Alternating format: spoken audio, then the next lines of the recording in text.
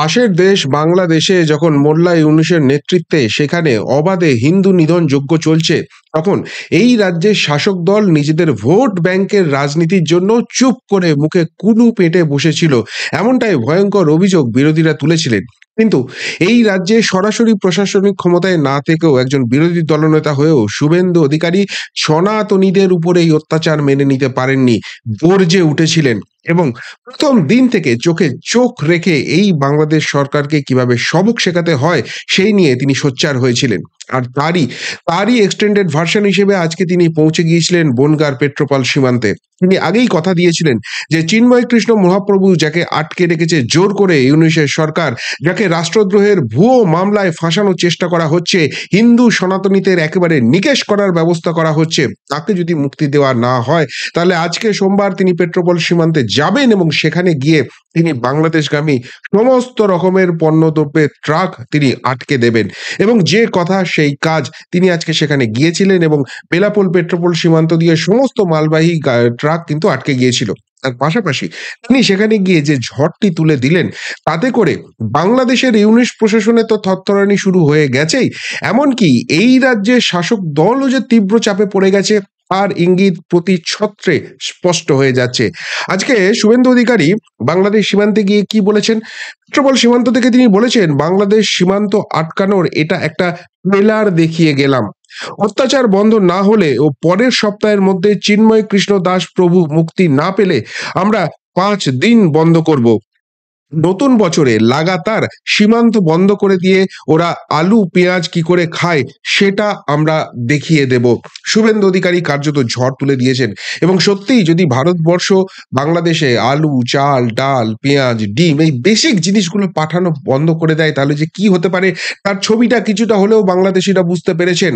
দিন ক্রমশ যেদিকে যাচ্ছে, পাকিস্তানের হাল হবে বাংলাদেশের। 300 টাকা কিলো আলু, 500 টাকা কিলো পেঁয়াজ সেটা কিনতে হবে। কিন্তু সেই জায়গায় থরহরি কম্প অবস্থা যে হতে পারে এটা বুঝেও সেখানে কিন্তু হিন্দু নিধন যজ্ঞ বা হিন্দুদের উপর নিপীড়ন সেটা কিন্তু কিছুতেই থামছে না। আর এই অবস্থাতে শুভেন্দু অধিকারীর যে ভূমিকাটা রয়েছে, সেই ভূমিকায় এই রাজ্যের রাজ্য সরকারও চাপে পড়ে গেছে। তার কারণ হচ্ছে শুভেন্দুবাবু এতখানি যে অ্যাগ্রেসিভ স্টেপ নিচ্ছেন, সেখানে নিশ্চিতভাবে কেন্দ্রীয় শাসকের বা শীর্ষ নেতৃত্বের বিজেপির একটা অনুমোদন অবশ্যই করে রয়েছে। এতে বেসিক্যালি একদিনে 2 পাখি মারা যাচ্ছে। কিরকম?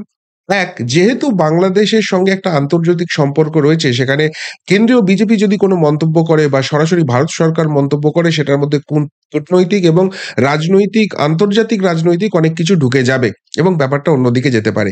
সেই জায়গা থেকে শুভেন্দু অধিকারী তিনি পশ্চিমবঙ্গের বিরোধী দলনেতা হিসেবে মন্তব্য করছেন, এটা কিন্তু সরাসরি আন্তর্জাতিক কূটনৈতিক বিষয়ের মধ্যে ঢুকছে না। 2 নম্বর কথা, শুভেন্দু অধিকারী যা হুঙ্কার ছাড়ছেন সেটা বাংলাতে, ফলে বাংলাদেশবাসীকে যা বোঝানোর সেটা খুব ভালো করে বোঝানো যাচ্ছে। এবং 3 নম্বর যেটা সবথেকে গুরুত্বপূর্ণ, বাংলাদেশের এই যে অস্থির অবস্থা হচ্ছে, সেই অবস্থা সেখানকার হিন্দু সনাতনীদের উপর অত্যাচার, এটা পশ্চিমবঙ্গের ভোট ব্যাংকে কিন্তু ডেফিনেটলি কনসলিডেট করবে। এবং বাংলাদেশের যে অবস্থা হয়েছে সেই জায়গায় যদি পশ্চিমবঙ্গের রাজনৈতিক অবস্থার চিত্র না পরিবর্তন হয়, এখানে বাংলাদেশের মতোই ভয়ঙ্কর অবস্থা হতে পারে। এই ভাব কিন্তু ক্রমশ এখানকার মানুষের মধ্যে ঢুকছে এবং যেটা ডেফিনেটলি আগামী বিধানসভা নির্বাচনে ওথাল-পাথাল করে দিতে পারে। আর সেই কথাই বোঝা যাচ্ছে যখন এই রাজ্যের মুখ্যমন্ত্রী মমতা বন্দ্যোপাধ্যায় অবশেষে মুখ খুলছেন। আজকে তিনি বিধানসভায় দাঁড়িয়ে কি বলেছেন? বলেছেন, বাংলাদেশে শান্তি সেনা পাঠানো হোক, আমাদের লোক অত্যাচারিত হোক এটা চাই না, আমাদের লোকজনকে ফিরিয়ে আনতে চাই, একবেলা খাবো আর একবেলা রুটি ভাগ করে খাবো। মমতা বন্দ্যোপাধ্যায়ের এই প্রতিক্রিয়া নিয়ে জাতীয় স্তরে যারা রাজনৈতিক চর্চা করেন তারা বলছেন, হাসবো না কাঁদবো ভেবে পাওয়া যাচ্ছে না। যখন ইউক্রেন রাশিয়া যুদ্ধ হচ্ছে, কেউ কাউকে 1 ইঞ্চি জমি ছাড়ছে না, তীব্র থেকে তীব্রতর সংঘাতের পরিবেশ হচ্ছে, তখন ভারতবর্ষ নরেন্দ্র মোদী বললেন, তোমরা যুদ্ধবিরতি ঘোষণা করো, কেননা আমাদের পড়ুয়া ছাত্ররা সেখানে আটকে আছে, আমাদের বিমান যাচ্ছে, তাদেরকে তুলে নিয়ে আসবে, তোমরা তোমাদের মধ্যে যা খুশি করো, কিন্তু তোমরা এই যুদ্ধবিরতি যদি না করো তাহলে সেই বিমানে আঘাত হানতে পারে, আমাদের সন্তানদের, আমাদের দেশের ছাত্রদের প্রাণহানি হতে পারে। সুতরাং তোমরা যুদ্ধটা বন্ধ করো। এবং ইউক্রেন রাশিয়া শুধুমাত্র মোদির সেই এক ফোনেই সেই যুদ্ধবিরতি করতে বাধ্য হয়েছিলেন এবং ভারতবর্ষ একদম সুরক্ষিতভাবে তাদের সমস্ত সন্তানদের, সমস্ত স্টুডেন্টদের ভারতবর্ষে ফিরিয়ে এনেছিল। তাহলে যে নরেন্দ্র মোদীর বিদেশ নীতি এতখানি দৃঢ়, এত দৃপ্ত কণ্ঠে তিনি রাশিয়া ইউক্রেনের যুদ্ধ থামিয়ে দিয়ে ভারতীয়দের ফেরত আনতে পারেন, সেখানে বাংলাদেশ থেকে ভারতবাসীদের ফিরিয়ে আনার জন্য মমতা বন্দ্যোপাধ্যায়ের অনুপ্রেরণা কাজে লাগবে। তিনি ফেরত আনবেন, তবে তারা ফেরত আসতে পারবে। ভারতবর্ষের কোনো দরকার নেই, একটা রাজ্যের একটা মুখ্যমন্ত্রী হয়ে তিনি ফিরিয়ে নিয়ে চলে আসবেন। মানে এটা কতখানি চাপে তিনি পড়েছেন, তাই এই বক্তব্য দিতে হচ্ছে, এটাই কিন্তু কার্যত স্পষ্ট হয়ে যাচ্ছে। এবং শুভেন্দুবাবু পরিষ্কারই বলে দিচ্ছেন যে এটা তৃণমূল সরকারের দ্বিচারিতা। তার কারণ হচ্ছে যে দেখুন, এর আগে যখন বাংলাদেশিরা ভারতের জাতীয় পতাকা মারিয়ে দিল এবং চূড়ান্ত অপমান করলো, গোটা ভারতবর্ষ ফুঁসে উঠেছিল। এবং সেই পরিপ্রেক্ষিতে এখানকার ডাক্তারবাবুরা, এখানকার নার্সিং হোম, তারা বলেছিল যে বাংলাদেশিদের আর চিকিৎসা করবো না, ভারতকে অপমান, দেশ সবার আগে, আমরা ছেড়ে কথা বলবো না। তখন এই মমতা বন্দ্যোপাধ্যায়েরই অত্যন্ত প্রিয় মন্ত্রী ফিরহাদ হাকিম, তিনি কি বলেছিলেন যে ওগুলো কেউ কেউ বিচ্ছিন্ন ঘটনা ঘটাচ্ছে, তা বলে একটা অসুস্থ মানুষ আসবে তার চিকিৎসা করবো না? এই যে বাংলাদেশিরা এত কাণ্ড করেছে ভারতের বিরুদ্ধে, তাদের জন্য দরদে বুকটা ফেটে যাচ্ছে, সেদিনকে কেন মমতা বন্দ্যোপাধ্যায় মুখ বন্ধ করেছিলেন? তারই আরেক মন্ত্রী সিদ্দিকুল্লাহ চৌধুরী বলেছেন ইউনূস যা করছে খুব ভালোভাবে হ্যান্ডেল করছে, সনাতনীদের উপরে এই চূড়ান্ত আক্রমণ চলছে, আর তার মন্ত্রী বলছে যে যা করছে ঠিক করছে। এই জায়গাটার সময় কেন মমতা বন্দ্যোপাধ্যায় চুপ করেছিলেন? বিরোধীরা কিন্তু এই প্রশ্নগুলো তুলতে শুরু করে দিয়েছে। অর্থাৎ সেই সময় এখানকার ডিভিডেন্ড ভোট ব্যাংক যেটা, সেই সংখ্যালঘুদের বার্তা দিতেই কি তার মন্ত্রীরা এগুলো বলছিলেন? আর সেইটা করে যে এখানকার হিন্দু সনাতনীদের চটিয়ে ফেলেছেন, তারা 2026-এর সমস্ত হিসাব নিকেশটা বুঝে নেবেন, সেই জায়গাটা স্পষ্ট হয়ে গেছে। আর সেই জন্য আজকে বলছেন রুটি ভাগ করে খাবার কথা। আর এই জায়গাতে শুভেন্দু অধিকারীকে একদম নাম করে করে, জায়গার নাম ধরে ধরে বলে দিয়েছেন কতখানি দ্বিচারিতা করছে এখানকার রাজ্য প্রশাসন। তার মতে ফালাকাটা, গার্ডেন রিচ, শ্যামপুর, বেলডাঙ্গা, একের পর এক জায়গা যেখানে হিন্দু সনাতনীদের ভাবাবেগে আঘাত দেওয়া হয়েছে, তখন এই রাজ্য সরকারের কি ভূমিকা ছিল, তিনি কিন্তু প্রশ্ন তুলে দিয়েছেন। এবং এই প্রশ্ন কিন্তু এই রাজ্যের মানুষকে ভাবাচ্ছে। আর যত মানুষ এটা নিয়ে ভাবনা চিন্তা করছেন, তত কিন্তু এই সরকারের উপর, এই শাসকের উপর চাপ বেড়ে যাচ্ছে। তার জলজ্যান্ত উদাহরণ হিসেবে পাওয়া যাচ্ছে যে এই রাজ্যে যিনি রাজ্যপাল সিভি আনন্দ বোস, তার সঙ্গে কড়া টক্করে গিয়েছিল রাজ্য সরকার। এমনকি শ্লীলতাহানি কেসে তাকে গ্রেপ্তার কেন করা হবে না, তার বিরুদ্ধে অনেক কটু কথা, অনেক অপশব্দ করা হয়েছিল। স্বয়ং মুখ্যমন্ত্রী তার বিরুদ্ধে বিস্ফোরক কথা বলেছিলেন।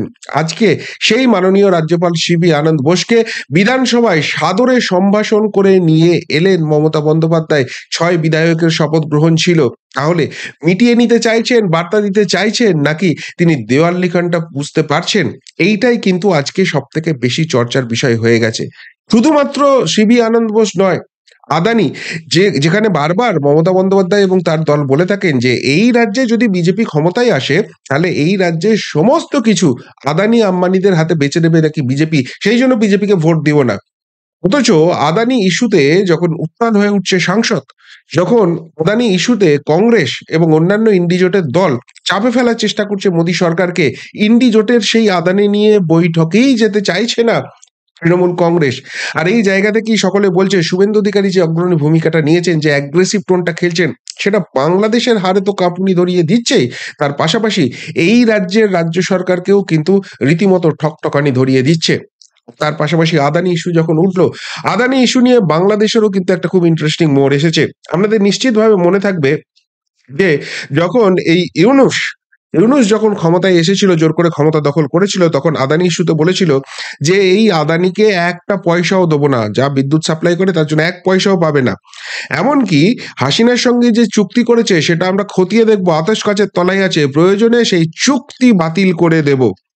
আর এরপরই আদানি হুঙ্কার ছাড়ে যে ভাই ওইসব বড় বড় ডায়লগ বাজি অন্য জায়গায় দেবে, আমাদের $846 মিলিয়ন পাওনা আছে বাংলাদেশ সরকারের কাছে, আগে সেটা মিটিয়ে দাও, অক্টোবরের মধ্যে মিটিয়ে দাও।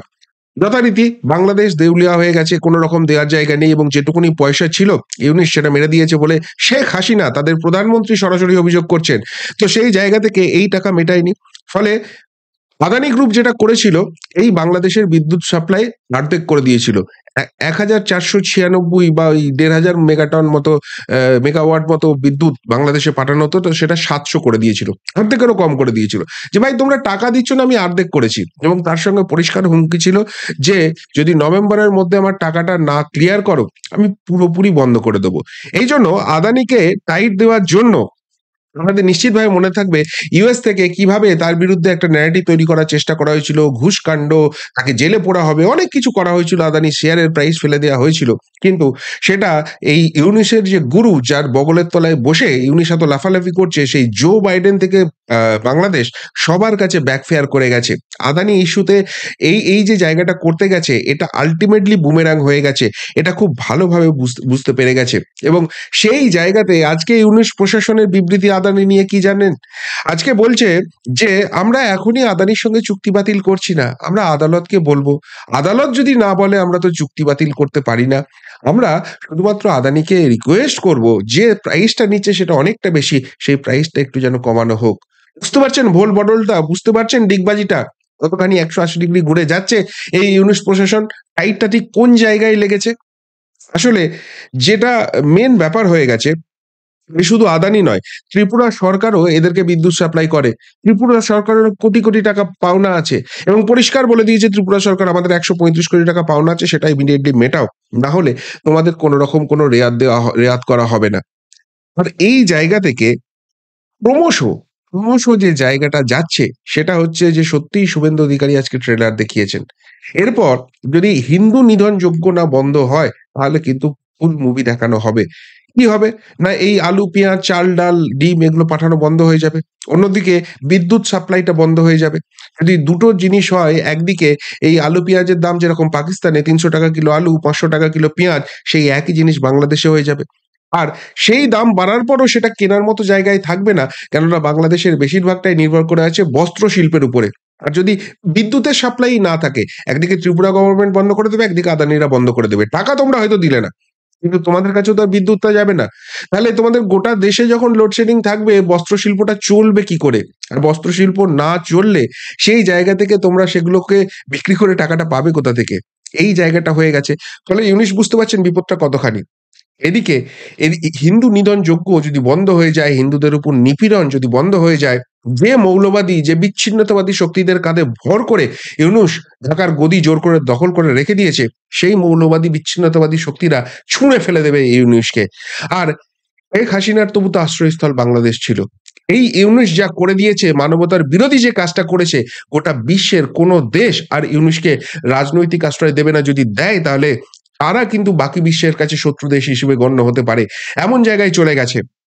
ফলে একদিকে যেরকম ঠকঠকানি বাড়ছে বাংলাদেশ প্রশাসনের, অন্যদিকে সেখানে হিন্দু নির্যাতনের ছবি এবং শুভেন্দু অধিকারী একা প্রশাসনিক পদে না থেকেও, অর্থাৎ প্রশাসনের অন্তর্গত না হয়েও তিনি যেভাবে ঠকঠকানিটা বাড়িয়ে দিয়েছেন, তার উপর মানুষের আস্থা ভরসা বাড়ছে। এবং বাংলাদেশের মতো একটা লুজ সরকার থাকলে, যারা কেন্দ্রের সঙ্গে সমন্বয় করে থাকতে পারবে না, এরকম সরকার থাকলে পশ্চিমবঙ্গের হালটাও বাংলাদেশের মতো হতে পারে। এই আতঙ্ক চেপে বসছে এবং সেটা যত চেপে বসছে তত কিন্তু ভোট মেরুকরণ হচ্ছে, যেটা ২০২৬-এ নিশ্চিতভাবে সাফল্য দেবে বিজেপিকে। আর সেই জায়গাটা বুঝতে পেরেই কি এই ফিরহাদ হাকিম বা সিদ্দিকুল্লাহ চৌধুরী যে বক্তব্য রেখেছিলেন, সেটা বড় ভুল হয়ে গেছে বুঝতে পেরেছে তৃণমূল। আর সেই কারণেই আজকে খোদ মুখ্যমন্ত্রী বিধানসভায় দাঁড়িয়ে এইসব কথা বলছেন যে আমরা বাংলাদেশ থেকে ফিরিয়ে আনবো, আমরা রুটি ভাগ করে খাবো। কিন্তু এই দিয়ে কি সত্যিই চিড়ে ভিজবে? এই দিয়ে কি মানুষের মনের বরফটা গলবে?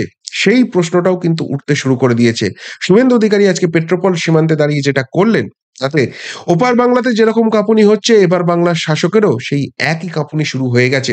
সেই জন্য এত ভোল বদল দুদিকেই দেখা যাচ্ছে। ইউনিশ প্রশাসন ও আদানি নিয়ে ঢোক গিলছে, আর মমতা প্রশাসন শিবি আনন্দ বোস থেকে আরম্ভ করে আদানি সব জায়গাতেই সমঝোতা। এবং সবথেকে বড় কথা, অবশেষে ইউনূস ভালো করছে একথা আর বলতে পারছে না। তার মন্ত্রিসভার সদস্যরা যেটা বলেছিল, তার উল্টো পথে গিয়ে বলছে এবার ওখানে শান্তি সেনা পাঠাও। কিন্তু এত কিছু হচ্ছে, এটা যে দ্বিচারিতা হচ্ছে শুভেন্দু অধিকারী স্পষ্ট করে বলে দিচ্ছে। সেই ছবিটা কি বাংলার মানুষের কাছে স্পষ্ট হচ্ছে? আর বাংলার মানুষের কাছে সেই ছবি স্পষ্ট হলে সেটা ২০২৬ এর সমীকরণ কি বদলে দেবে? সত্যিই কি ২০২৫ এ বাংলাদেশ এই হিন্দু নিধন থামাতে পারবে? আর না থামাতে পারলে তাদেরকে ভাতে মরার মতো জায়গায় শুভেন্দু অধিকারী একাই পৌঁছে দেবে? ভারত সরকার শুভেন্দু অধিকারীকে সামনে রেখে একদিকে বাংলাদেশকে যেরকম টাইট দিচ্ছে, অন্যদিকে এই রাজ্যের যে রাজনৈতিক সমীকরণ সেটা পুরোপুরি বদলে দিচ্ছে। উত্তরটা অবশ্যই কমেন্ট বক্সে কমেন্ট করে দেবেন। এমন আমরা এখানেই শেষ করলাম। ফেরত আসছি নতুন প্রতিবেদন নিয়ে খুব তাড়াতাড়ি। ভালো থাকবেন, সাথে থাকবেন, পাশে থাকবেন। নমস্কার।